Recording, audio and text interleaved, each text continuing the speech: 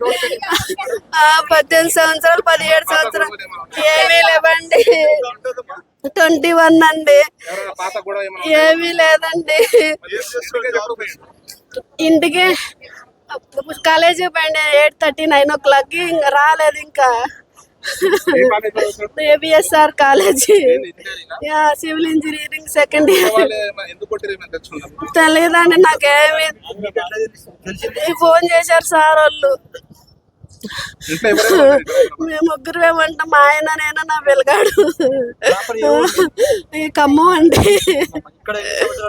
18 సంవత్సరాలు అవుతుంది. నా పిల్లగాడికి 2 సంవత్సరాలు అప్పుడు నేను వచ్చానండి.